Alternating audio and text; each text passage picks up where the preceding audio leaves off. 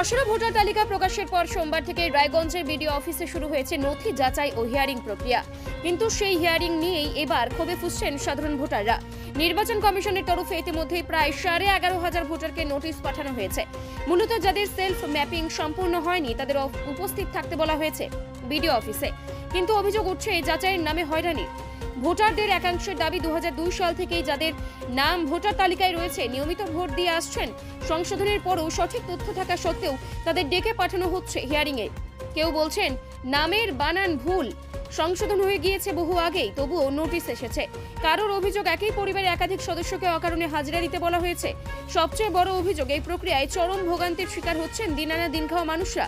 কাজকর্ম ফেলে মজুরি ছেড়ে সকাল থেকে লাইনে দাঁড়িয়ে থাকতে হচ্ছে তাদের। ভোটারদের প্রশ্ন, ভুল যদি প্রশাসনের হয় তাহলে ভুগতে হবে কেন সাধারণ মানুষকে?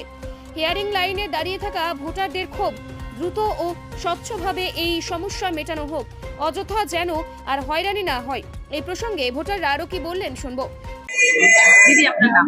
আমার নাম পিঙ্কি বিশ্বাস। কোথায় বাড়ি আপনার? বাড়ি তো কুলপাড়াতে, রায়গঞ্জে। আজকে এখানে কি জন্য এসেছেন? এখানে এসছি ওই যে বললাম তো সমস্যা, সেটা হচ্ছে দুটো বিএলএ বলছে আমার নামটা ওখানে ওনাদের কাছে আছে। আমি তো দুটো পার্টি আমার নাম আছে, একটা হচ্ছে বলছে এখানে আছে আর একটা বাইরে, রায়গঞ্জের বাইরে। রায়গঞ্জের বাড়ি কোথায়? এটা তো কিছু বলছে না, কিন্তু বাইরেই আছে। আপনার বাড়ি কোথায়? আমার বাড়ি তো রায়গঞ্জে। কত বছর ধরে রায়গঞ্জে আছেন আপনি? জন্মই আমার রায়গঞ্জে, আমার 40 বছর বয়স, আমি রায়গঞ্জে আছি। কিছু বাইরে কোনো জায়গায় নাম আছে? না না, হ্যাঁ ওনারা বলছে আছে। মানে অন্য কোথাও নাম আছে বলছে। সেই জন্য কি ডাক এসেছিল? আপনি কি ডকুমেন্ট শো করলেন? এখানে ডকুমেন্ট শো বলতে ওনারা নিজেরাই ঠিক করেছে, এখন অবধি আমার কোনো কাজ হয়নি। হোক, আমি তারপরে বলছি। তো ব্যবস্থাটা, এই যে ব্যবস্থাটা গাফিলতি, এটা নিয়ে কেমন কি বলবেন? না দেখুন, আমি কি বলবো, এখন হয়তো বা কোনো কারণে হয়ে গেছে, কি কারণে আমি কিছুই জানি না, কারণ এই সমস্ত ব্যাপারে আমার কোনো সেন্সই নেই। 2002 কি আপনার নাম ছিল? হ্যাঁ, ভোট দিয়েছি আমি। কতটা দুশ্চিন্তায় ছিলেন যখন হিয়ারিং এর ডাকটা আসলো? না, দুশ্চিন্তায় আমি ছিলাম না, কারণ আমার বিএলএ বলেছে দেখো তোমার আমাদের ভুল কোনো কিছু নেই, সমস্যাটা ওনাদের। ওনারা উনি এটা বলেছেন আমাকে, আর আমার ডকুমেন্টসে কোনো ভুল নেই, ডকুমেন্টস ঠিক আছে। আপনার নাম? নাম জ্যোৎস্না রায়। কোথায় বাড়ি? বাড়ি কর্মচাঘাটে, শ্বশুর বাড়ি কর্মচাঘাটে, বাড়ি হলো তোমার উদয়পুর বলখালা মাঠ, ভাটার মাঠে, ছত্রপুর। আজকে এখানে কেন ঠিকানাটা এসেছেন? আজকে এসেছি আমার কার্ডটা, তোমার বিএলওর যে কার্ডটা আছে, এটা তোমার ফর্মটা আমার ভুল আছে।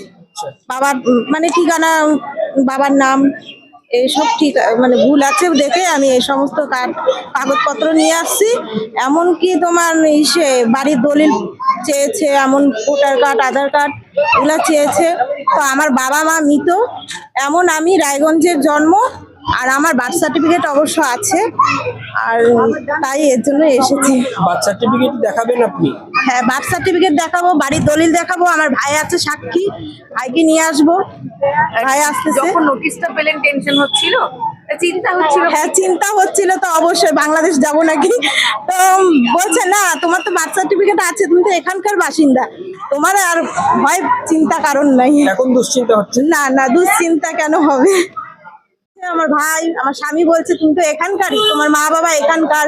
তুলসীপালা মানে আগে আমার পুরানো বাড়ি ছিল, তোমার পুরানো বাড়িটা বিক্রি করে ছত্রপুরে চলে গেছে। আজকে হিয়ারিং এ আপনাকে ডেকেছে, তো টেনশন হচ্ছে? টেনশন তো হচ্ছে, মানে কি কোনটা কি চাবে সবই তো নিয়ে আসা হয়েছে, কিন্তু এখন কিভাবে কি করবে এখন ওদের ব্যাপার, ওটা না। এখনো নাম কি 2002 নাম? হ্যাঁ, 2002 আমার ছিল না, কারণ আমার বাবা মার ছিল, আমি তারপরে উঠেছি। অনেক কারণে মানে দেরি হয়ে গেল, লেট হয়ে যাওয়াতে আমাদের ডেকেছে। আপনি কি কি ডকুমেন্ট দেখাচ্ছেন? ডকুমেন্ট দেখাচ্ছি, আমার পেনশন হোল্ডার একটা আছে, ওটা মাস্ট। তারপরে আমার অ্যাডমিট, মার্কশিট এগুলো তো আছেই, সার্টিফিকেট। তারপরে ধরো বাবার গুলো আছে, বাবা যে রেলওয়ে ড্রাইভার ছিলেন, ওনার সব কাগজপত্র সব এনেছি। এইসব সরকার যে 13টা বলেছিল সেগুলো? হ্যাঁ, সেগুলো সব কটা আনা হয়েছে। তাও বলছি তো কি এখন, মানে যখন নোটিশ পেলো আপনার কাছে, তখন কি খানিকটা চিন্তা ছিল? হ্যাঁ হ্যাঁ, চিন্তা ছিল না অতটা, যে রেগুলার তো আমরা তো আর মানে গ্যাপে পড়ি নাই, রেগুলার, সুতরাং হতেই পারে এটাই। অন্যদিকে এই প্রসঙ্গে রায়গঞ্জের বিডিও কামাল উদ্দিন আহমেদকে জানালেন প্রশাসনের পক্ষ থেকে কি আশ্বাস দেওয়া হলো, সেই সবটাই শুনবো। স্যার, আজকে কি কর্মসূচি চলছে বিডিও অফিসে? আজকে আমাদের এসআইআর যারা নোটিশ পেয়েছে, মানে যাদের সেলফ ম্যাপিং কিংবা প্রয়োজনীয় ম্যাপিং হয়নি, আনম্যাপড যেগুলো, তাদের আমাদের হিয়ারিং শুরু হয়েছে আজকে থেকে। এটা আগামী 20 দিন চলবে। আমাদের বিডিও অফিসে হচ্ছে, আর ওই পাশে ফুড অফিসে চলছে, এসআই ফুড অফিসে। এখানে টোটাল 8টা কাউন্টার আছে। এটা বেসিক্যালি আমরা কভার করছি সমস্ত পুরসভা এলাকা প্লাস আমাদের মারাইকুড়া অঞ্চল। আর এখানে হিয়ারিং হচ্ছে। এখানে এইআরওরা আছে, মাইক্রো অবজারভার আছে, সুপারভাইজার, বিএলওরা আছে। মানে কতজন ডাক পেয়েছে? আমাদের টোটাল রায়গঞ্জের 12,000 11,500-এর কাছাকাছি পেয়েছে অ্যাপ্রক্স। কি কি ডকুমেন্ট তাদেরকে দেখাতে? এখানে 13টা ডকুমেন্টস কমিশন অ্যালাউ করেছে। ওই 13টা ডকুমেন্টস হচ্ছে, সেগুলোর মধ্যে যে কোনো একটা আনলেই হবে।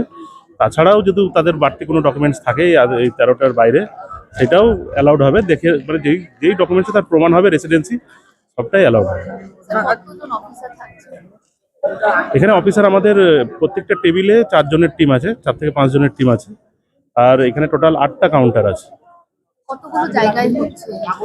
এটা আমাদের টোটাল 7খানা অফিসে চলছে, পুরো আমাদের ব্লক কভার করছে এটা। এসআই অফিসগুলোতে আছে, বিডিও এসডি অফিসে আছে, এডি অফিসে আছে, আর বিডিও অফিসে আছে। আজকে কতক্ষণ চলবে? আজকে বিকেল 3টে অবধি টাইম দেওয়া আছে। এটা হয়তো কয় হবে মানে? এটা আগামী 20 দিন মতন চলবে। কিছু কিছু পার্টের হয়তো একটু টাইম লাগবে, কেন আমাদের 426টা বুথ, 1 মাসের কাছাকাছি হিয়ারিং আছে। কেমন পরিস্থিতি দেখলেন? পরিস্থিতি কোনো সমস্যা নেই, মানুষের প্যানিক হওয়ারও কিছু নেই। যা ডকুমেন্টস মানুষের কাছে অ্যাভেলেবেল আছে সেগুলো নিয়ে আসলে আমাদের কাজ হচ্ছে সেগুলোকে আপলোড করে দেওয়া ডিও এন্ড থেকে, তারপরে ডিসিশন হবে সেগুলো। রায়গঞ্জ থেকে প্রণব কুমার দেবনাথের রিপোর্ট আর বঙ্গ সংবাদ। রায়গঞ্জের খাদ্য রসিকদের জন্য দারুণ সুখবর। শহরের নতুন আকর্ষণ দ্য ওবেট ক্যাফে এখন রায়গঞ্জে। আমাদের দোকানের স্থান রায়গঞ্জ আশীর্বাদ ভবন ও বিজেপি কার্যালয়ের বিপরীতে দ্য ওবেট ক্যাফে। রায়গঞ্জের মানুষের জন্য এসেছে এক দারুণ সুখবর। খাদ্য রসিকদের কথা ভেবেই শহরে যাত্রা শুরু করেছে দ্য ওবেট ক্যাফে, যা ইতিমধ্যেই মন জয় করে নিয়েছে রায়গঞ্জবাসীর। মনোরম পরিবেশ, মানসম্মত খাবার ও সুলভ মূল্যের জন্য এই ক্যাফে এখন শহরের নতুন আড্ডার ঠিকানা। সকাল থেকে রাত পর্যন্ত জমে উঠেছে বন্ধু বান্ধব ও পরিবারের সঙ্গে কফির কাপে গল্প আর সুস্বাদু খাবারের আসর।